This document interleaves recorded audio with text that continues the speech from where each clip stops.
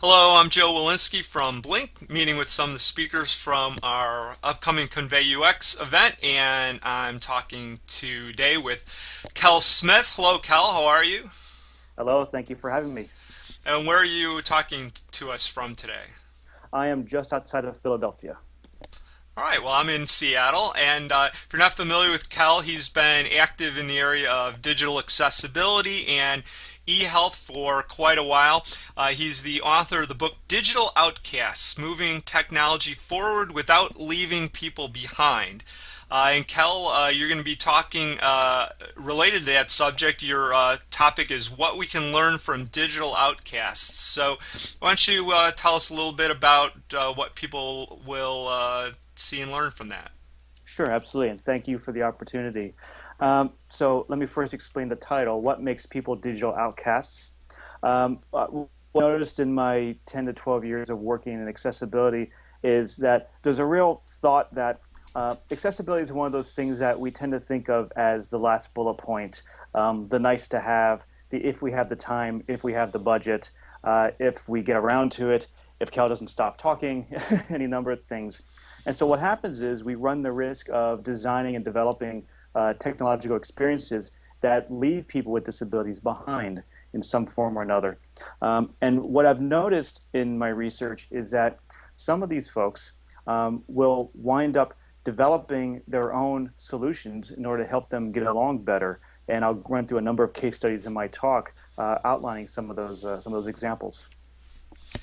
Now, as you've kind of progressed and worked in this area for a while, what are some of the biggest challenges that you encounter in terms of getting your point of view more widespread, broader acceptance of that? It's a great question. It depends quite a bit.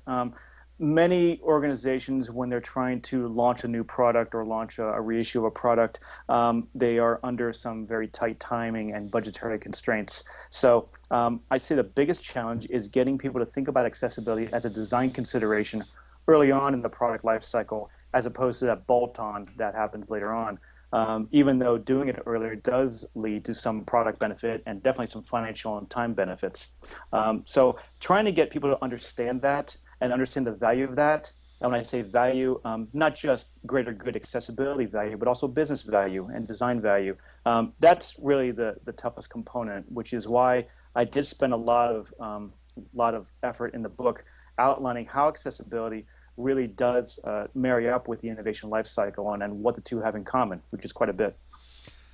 Now, in a lot of areas like this, it can be sometimes difficult to acquire the specific skills and experience for organizations that haven't gotten involved in this. Do you have any suggestions on approaches that they can take to be able to bring that into their design shops? Yes. One, I need to do a shout out to some groups like Nobility, KNOW, Nobility, and also WebAIM. They are fantastic organizations that do some terrific things in helping technology companies get better acquainted with the needs of accessibility and the practical aspects of how to implement that in their life cycles. But I would also say that one thing that's very important is to actually talk to people and actually get a sense of what it's like, and not to build empathy from the standpoint of pity, like oh the poor people with the disabilities, but understand how disability does impact people's lives, and how it impacts their ability to access fundamental human needs like voting or buying things online or applying for a job or applying for courses at a university. And it runs a wide gamut. I think one of the big assumptions that happens in this is we tend to demarcate people who have disabilities versus people who don't. And just by saying the term people with disabilities, we do that kind of by default, and I do that myself. But there's a wide continuum of nuances in terms of how people are able to sort of adapt their bodies and their minds and their outlooks to what's happening around them in the environment. And you know, there's a thing called situational disability.